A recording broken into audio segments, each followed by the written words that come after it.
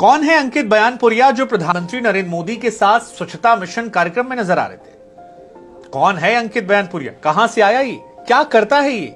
और प्रधानमंत्री के साथ इन्हें आने का मौका कैसे मिला? बहुत सारे पहलवान देश में हैं। अंकित बयानपुरिया को प्रधानमंत्री ने क्यों बुलाया? ऐसे तमाम सवाल फिलहाल सोशल मीडिया पर लोगों के मन में हैं और वो सवाल होने भी चाहिए, क्योंकि एक साधारण सा दिखने वाला, एक साधारण से परिवार से ताल्लुक रखने वाला व्यक्ति जब देश के प्रधानमंत्री के साथ नजर आए तो लाजमी बात है कि चर्चा होगी।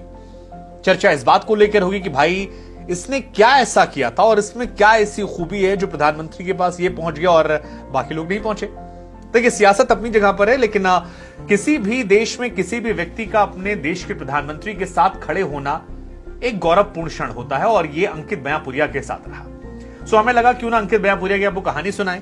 अंकित बयानपुरिया जो हैं एक फिटनेस ट्रेनर हैं और खास बात यह है कि मिट्टी में कुश्ती लड़ते हैं। यहां पर लेबर का काम भी कर चुके हैं, डिलीवरी बॉय भी बन चुके हैं। प्रेरणा जो है गांव के ही एक व्यक्ति से ली थी, फिर टूटे बिखरे, फिर खड़े हुए, फिर सब कुछ आए और दूध दही से बने हुए मजबूत व्यक्ति है। सो जिसे कहते हैं ना कि भारत गांवों में बसता है, तो ये उस गांव का पहलवान है जिसने दूध दही और रबड़ी खाकर अपने आप को मजबूत किया और फिर छा। अब अंकित बयानपुरिया जो है पहली बार चर्चा में तब आए थे जब 75 डेज चैलेंज लेकर आए थे और वहां से काफी चर्चा में आए। इनका ताल्लुक जो है वो उसी हरियाणा से है जहां पर पहलवानों की मानो एक तरीके से खदान है, एक से बढ़कर एक पहलवान जो है वहां से निकलते हैं।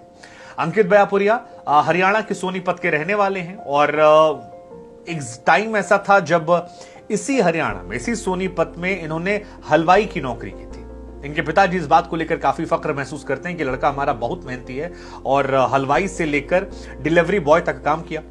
फिर इनको भयंकर चोट लगी, ऐसी चोट लगी कि इनको लगा अब सब खत्म हो गया। लेकिन उसके बाद फिर ये भगवत गीता पढ़ने लगे, वहां से इंस्पिरेशन ली। हालांकि भगवत गीता सभी को पढ़नी चाहिए, जिंदगी में काफी मोटिवेशन मिलता है। लेकिन ये कहानी की शुरुआत जो है वो इनके गांव बयानपुर से होती है और वही बयानपुर जो इनके नाम के आगे लग गया। इनका ओरिजिनल नाम जो है वो बयानपुर नहीं है, बयानपुर इनके गांव का नाम है। वैसे ही जैसे सिद्धू मूसेवाला, वो गांव है मूसेवाला, ऐसे ही इनका नाम है। सो ट्रेडिशनल ट्रेनिंग में पुराने जमाने में लोग जो है वो अपने गांव का नाम जोड़ लेते थे।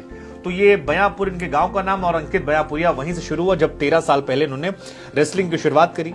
गांव में एक पहलवान था कृष्ण नाम का, जिसके इन्होंने सीखा। उस कृष्ण को लोग खलीफा बोलते थे और अपने जीवन में ज्यादातर कुश्ती जो है इन्होंने मैट वैट पर नहीं की।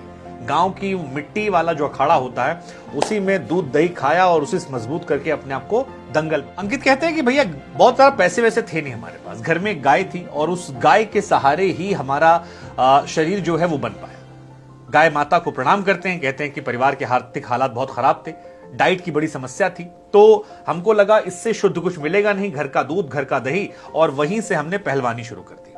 अंकित का यह मानना है कि उनकी फैमिली बहुत साधारण थी, इसलिए परिवार पर भी बहुत दबाव नहीं डाला।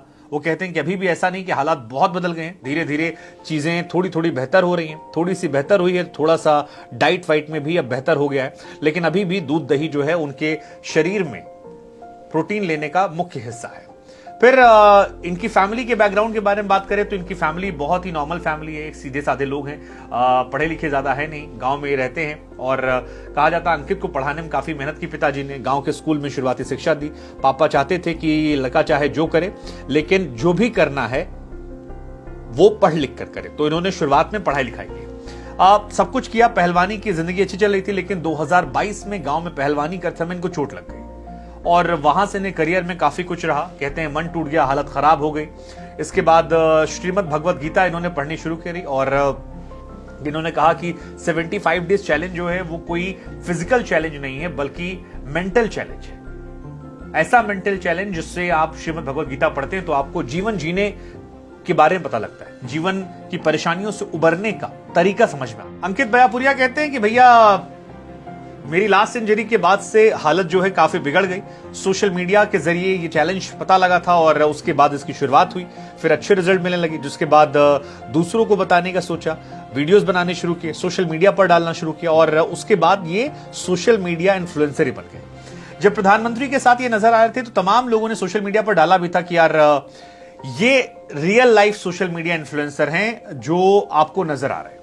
Otherwise real life social media influencer अब कहां, वही सब नाचना गाना चलता रहता है। तो ये उसमें देसी इन्फ्लुएंसर, क्वालिटी वाले इन्फ्लुएंसर हैं जिनसे आप कुछ सीख सकते हैं और काफी लोग इनकी तारीफ कर रहे थे। हालांकि हर तरह के इन्फ्लुएंसर अपनी अपनी दुनिया में अपना अच्छा अच्छा काम कर रहे हैं, लेकिन इनकी कहानी क्योंकि मिट्टी से जुड़ी हुई, शायद लोग ज्यादा भावनात्मक तौर पर देख रहे हैं।